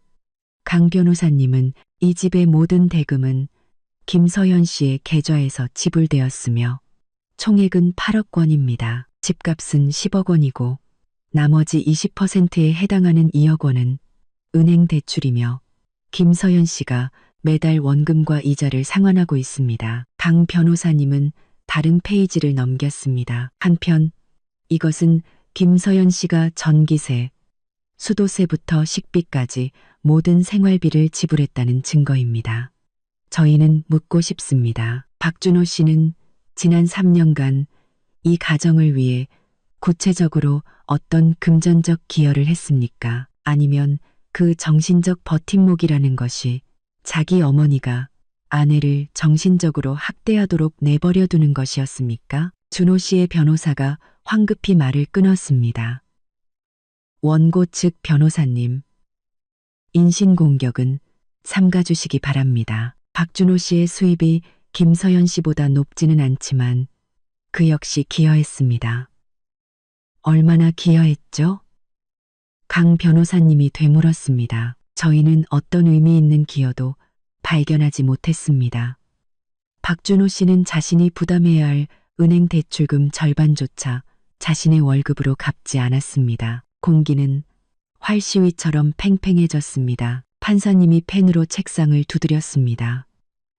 원고 측, 진정하세요. 피고 측, 판사님은 준호 씨를 보았습니다. 자신의 기여에 대해 설명해 보세요. 준호 씨는 우물쭈물했습니다. 저도 아내에게 생활비를 줬습니다. 가끔 제 월급이 많지 않고 시골에 계신 어머니도 모셔야 해서. 강 변호사님이 미소 지었습니다. 어머니를 모시는 것은 당연하죠. 하지만 저희가 알기로 박준호 씨의 어머니는 연금이 있으시고 저희 의뢰인이 봉양하도록 자주 아들 부부와 함께 사셨습니다. 그렇다면 어머니를 모셨다는 것이 구체적으로 무엇이며 그것이 부부 공동재산의 의무에 해당하는지는 나중에 논의하도록 하죠. 강 변호사님은 판사님을 향해 돌아섰습니다. 재판장님, 저희는 단순히 기여도에 따른 80대 20 분할을 요구하는 것에서 그치지 않을 것입니다. 저를 포함한 모든 사람이 강 변호사님을 쳐다봤습니다. 그녀의 목소리는 조용한 조정실에 단호하고 명확하게 울려 퍼졌습니다. 재판장님, 저희는 기여도에 따른 비율 분할을 요구할 뿐만 아니라 피고 박준호 씨가 혼인기간 동안 공동재산을 은닉하고 빼돌린 행위가 있었다고 믿을 만한 이유가 있습니다. 이 말은 폭탄과도 같았습니다. 준호 씨의 변호사가 즉시 벌떡 일어나 격렬하게 반대했습니다. 재판장님, 이것은 근거 없는 비방입니다. 원고 측 변호사가 제 의뢰인을 모함하고 있습니다. 이 의견을 기록에 남기지 말아 주십시오. 준호 씨도 몸을 떨며 얼굴이 창백해졌지만 애써 버텼습니다. 거짓말 마. 내가 뭘 빼돌려? 난 빼돌릴 돈도 없어.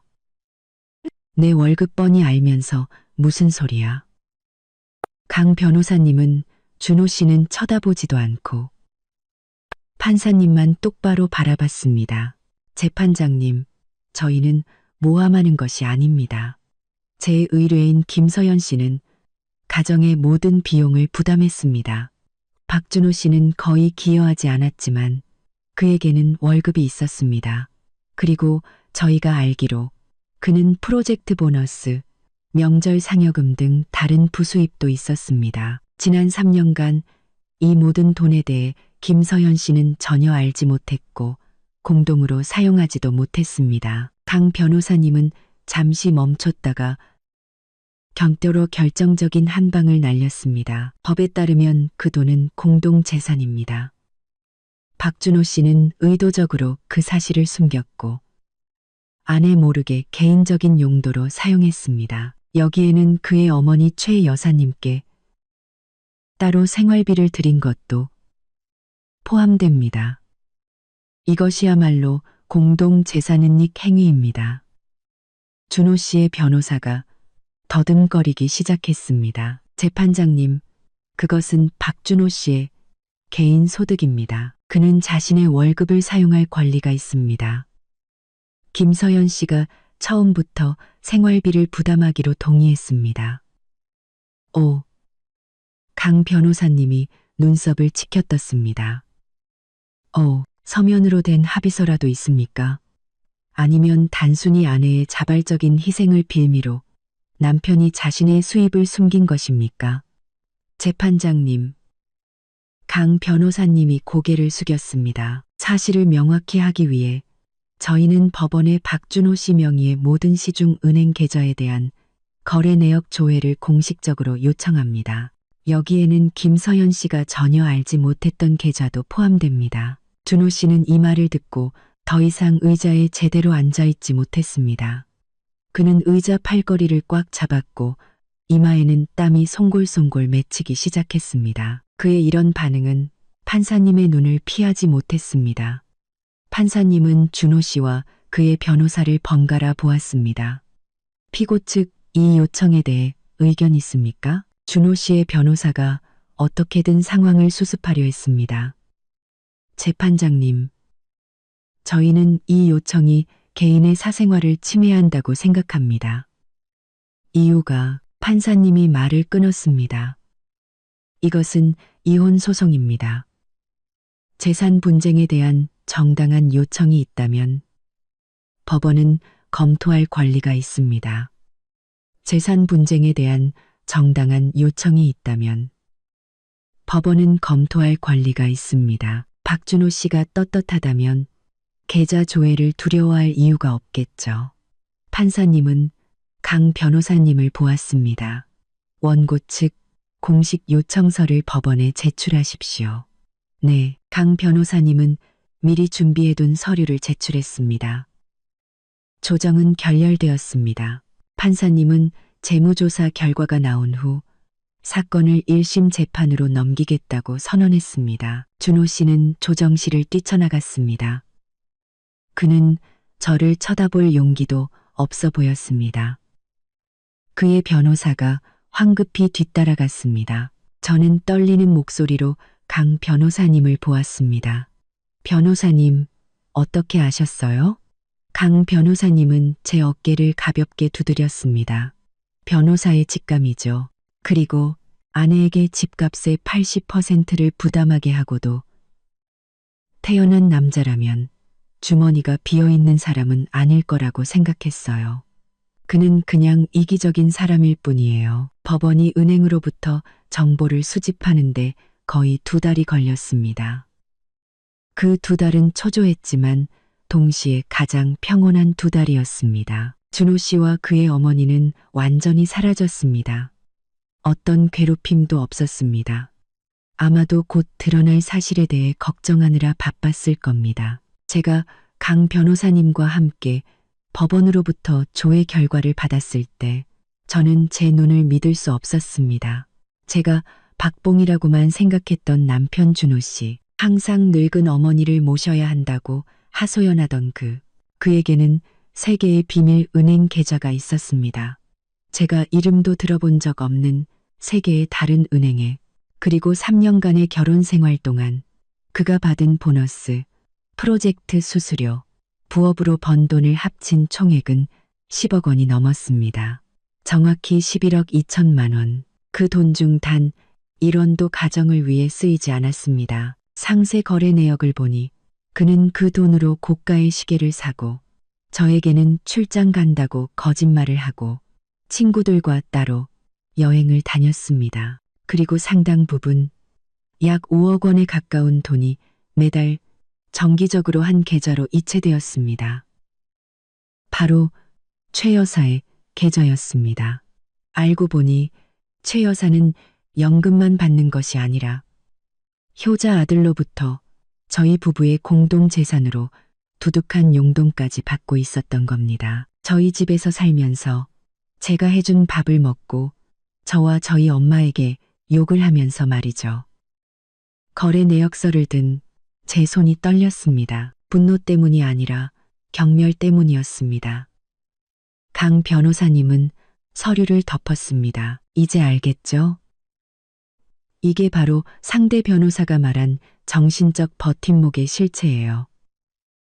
그는 우유부단한 남편일 뿐만 아니라 사기꾼이었어요. 변호사님, 제가 그녀를 쳐다봤습니다. 이 증거가 있으면 우리가 이겨요. 강 변호사님이 단호하게 말했습니다. 이기기만 하는 게 아니라 그의 거짓말에 대한 대가를 치르게 만들 거예요. 1심 재판이 열리던 날, 법정은 작았지만 사람들로 가득 찼습니다. 최 여사도 와 있었습니다. 그녀는 뒷좌석에 굳은 얼굴로 앉아 있었습니다. 준호 씨와 그의 변호사는 저와 강 변호사님 맞은편에 앉았습니다. 더 이상 조정은 없었습니다. 승패를 가를 시간이었습니다. 준호 씨의 변호사는 여전히 50대, 50분할과 정신적 버팀목이라는 말을 반복했습니다. 하지만 강 변호사님의 차례가 되자 그녀는 더 이상 집에 대해 많이 이야기하지 않았습니다. 존경하는 재판장님, 강 변호사님이 일어섰습니다. 오늘 저희는 80%의 기여도에 대해 더 이상 다투지 않을 것입니다. 왜냐하면 저희는 그보다 더 심각한 사실을 발견했기 때문입니다. 강 변호사님은 준호 씨의 은행 거래 내역 조사 결과 전체를 법원에 제출했습니다. 이것이 증거입니다. 그녀의 목소리가 법정에 울려 퍼졌습니다. 피고 박준호 씨가 혼인 기간 동안 의도적으로 별도의 계좌를 개설하여 아내 모르게 총 11억 2천만 원의 자금을 은닉했다는 증거입니다. 이것은 부부 공동 재산입니다. 법정의 공기가 얼어붙었습니다. 저희는 박준호 씨가 이 돈을 사치스러운 개인 용도로 사용하고 아내인 김서연 씨의 동의 없이 약 5억 원을 그의 어머니인 최 여사에게 이체했다는 증거를 가지고 있습니다. 이는 공동재산의 은닉 및 처분에 관한 혼인 및 가족법 제33조와 제59조를 심각하게 위반한 행위입니다. 준호 씨의 변호사가 일어섰지만 아무 말도 하지 못했습니다. 그는 거래 내역서를 한 번, 그리고 준호 씨를 한 번 쳐다봤습니다. 준호 씨는 고개를 푹 숙였습니다. 그는 부인할 수 없었습니다. 숫자와 날짜, 그의 서명이 선명하게 찍혀 있었습니다. 판사님이 준호 씨를 보았습니다. 피고 박준호 씨, 이 돈에 대해 설명할 것이 있습니까? 준호 씨가 고개를 들고 더듬거렸습니다. 그건 제가 번 돈입니다. 제 마음대로 할 권리가 어머니께 드린 겁니다. 아내 모르게 부부 공동 재산으로 어머니께 돈을 드렸다고요? 판사님이 엄격한 목소리로 물었습니다. 그것이 재산은닉 행위라는 것을 알고 있습니까? 준호 씨는 무너졌습니다. 그는 더 이상 아무 말도 하지 못했습니다. 그의 변호사도 고개를 저으며 자리에 앉았습니다. 그들은 졌습니다. 바리석계, 베리소, 그들은 졌습니다. 베리석계, 뒷좌석에서 최 여사가 이 쓸모없는 놈 하고 쏘아붙이는 소리가 들렸습니다. 모든 것이 너무나 명확해졌습니다. 휴정 후 재판부가 다시 들어왔습니다. 판사님이 판결문을 읽기 시작했습니다. 법정은 숨소리 하나 들리지 않았습니다. 혼인 관계에 대하여 원고 김서연과 피고 박준호의 갈등은 심각하다고 판단됨. 피고 박준호는 우유부단한 행동으로 아내를 보호하지 않았고 그의 어머니 최 여사가 원고와 원고의 모친에게 모욕적인 언사를 하며 정신적으로 학대하도록 방치하였음. 조정 과정에서 피고는 진심 어린 반성을 보이지 않았음. 이에 재판부는 두 사람의 혼인 관계가 파탄에 이르렀고 혼인의 목적을 달성할 수 없다고 판단하여 원고 김서연의 이혼 청구를 인용함. 저는 숨을 내쉬었습니다. 마침내 재산에 대하여 판사님이 계속했습니다. 공동재산은 2005호 아파트임. 기여도에 관하여 원고 김서연이 80%를 기여했음을 증명하였음. 그러나 가슴이 철렁했습니다. 그러나 재판부는 더 심각한 사실을 확인하였음. 판사님은 준호 씨를 똑바로 쳐다봤습니다. 피고 박준호는 부부로서의 의무를 심각하게 위반하였으며 총 11억 원이 넘는 공동재산을 의도적으로 은닉하고 처분하였음. 그리도 공동재산을 의도적으로 은닉하고 처분하였음. 이 금액은 피고 박준호가 해당 주택에 기여한 20%의 가치를 초과함. 판사님은 명확하게 말했습니다. 원고 김서연의 권리를 보장하고 피고 박준호가 처분한 공동재산에 대한 손해를 보전하기 위해 재판부는 다음과 같이 판결함. 원고 김서연에게 2005호 아파트의 소유권 전부를 인정함. 피고 박준호는 해당 재산에 대한 권리를 주장할 수 없음. 저는 순간 멍해졌습니다. 강 변호사님이 제 손을 꽉 잡아주었습니다. 강 변호사님이 제 손을 꽉 잡아주었습니다. 피고 박준호는 판사님이 결론 내렸습니다. 개인 재산인 자동차만 소유할 수 있음. 피고는 해당 주택에서 즉시 퇴거하고 원고 김서연에게 인도할 의무가 있음. 피고는 개인 재산임. 피고 박준호는 판사님이 결론 내렸습니다. 최종 판결. 빈손으로 쫓겨나는 것. 준호 씨는 테이블 위로 고꾸라졌습니다. 그의 변호사는 그저 어깨를 두드려줄 뿐이었습니다. 테이블 위로 고꾸라졌습니다. 뒤에서 최 여사가 울부짖었습니다. 세상에, 말도 안 돼. 이건 불공평해. 정숙, 판사님이 망치를 두드렸습니다. 저분을 밖으로 내보내시오. 법원 경위가 즉시 최 여사를 법정 밖으로 끌어냈습니다. 그녀는 저를 지나치며 저를 잡아먹을 듯한 눈빛으로 쏘아봤습니다. 하지만 저는 두렵지 않았습니다. 저는 그녀를 똑바로 쳐다봤습니다. 재판이 끝났습니다. 저는 법원을 나섰습니다. 햇살이 저를 비췄습니다. 3년 만에 처음으로 저는 맑은 공기를 마시는 것 같았습니다. 그날 저는 다시 열쇠 수리공을 불렀습니다. 잠금 장치를 교체하기 위해서가 아니라 낡은 것을 버리고 저와 엄마만 쓸 수 있는 새로운 것으로 바꾸기 위해서였습니다. 저는 청소업체를 불렀습니다. 준호 씨의 모든 물건을 버려달라고 요청했습니다. 최 여사가 앉았던 소파, 저와 준호 씨가 함께 썼던 침대, 전부 깨끗하게. 그날 오후 저는 엄마와 함께 부드러운 크림색의 새 소파를 사러 갔습니다. 우리는 꽃도 샀습니다. 집이 다시 살아나는 것 같았습니다. 엄마가 저를 보며 웃으셨습니다. 이래야 우리 모녀가 사는 집 같지. 몇 주 후 준호 씨의 예전 이웃에게서 소식을 들었습니다. 그와 최 여사는 아주 외곽의 낡고 작은 월세집을 구했다고 했습니다. 저의 지원도 숨겨둔 억대 자금도 없이 준호 씨의 월급만으로는 생활이 턱없이 부족했다고 합니다. 그들 모자는 매일 돈 때문에 싸우고 서로에게 욕을 한다고 들었습니다. 저는 그저 미소만 지었습니다. 그들이 스스로 선택한 결말이었습니다.